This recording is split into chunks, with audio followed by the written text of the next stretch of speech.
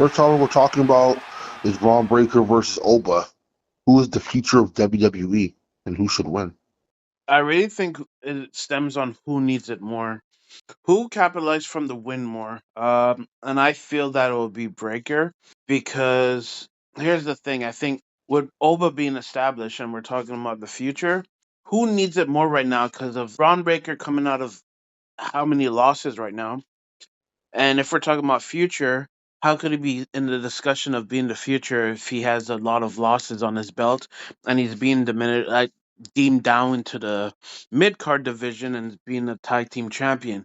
I really think that Oba has nothing to lose from it, and I think that if Braun wins, Oba could just come back from it. Because if Braun loses, I don't think there's any coming back from it. There's no discussion of him being a part of the future talks if Oba is going to be the one that's dominating the future. For sure, I agree, man.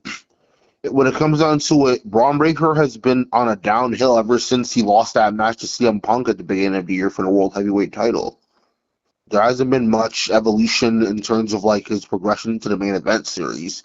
He's been pushed down the card. I mean, of course, it's because he got injured too. You have to keep that in mind. But at the same time, it's true. Since he feuded with Seth Rollins, he lost there.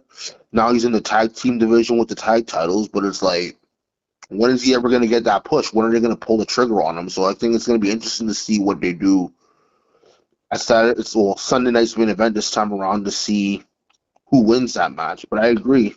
Braun definitely needs to win this one for sure. Because at this point, if he doesn't win, how are we supposed to get behind him as a main eventer if ever they're going to push him in that direction? It looks more like they're going to move him down the card if he loses. Yeah, we can. It'll just be one sided. It's like, I feel like it should be 50-50. We're talking about the future. If you're looking like Austin Rock, we're looking at Batista, John Cena, or even like John Cena Orton. Each one of them have back and forth wins on each other. And I think if it's just one sided, the discussion of the future will be one sided. No doubt. At the end of the day, we need to have more than one person to represent the future because remember, it's like you were saying, in the Ruthless Aggression era, we had Batista and we had Cena, like you just said. In future eras, we always had different two people to alternate each other, and I think that's what made wrestling work so well over the years. To have two different stars you can alternate, because what if one gets injured, you know?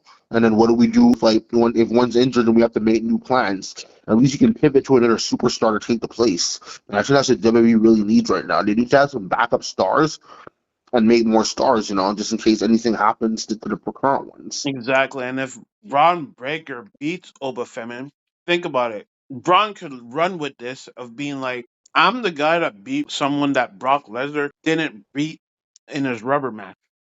Exactly. That's a great point too. I also think too, because at the end of the day, when it comes down to it, I just think that we got to see what's going to happen with the booking. But at the same time, I'm hoping that Triple H knows what he's doing and that he's going to do the right thing. But I'm going to wait and see as a fan to see before I make my judgments.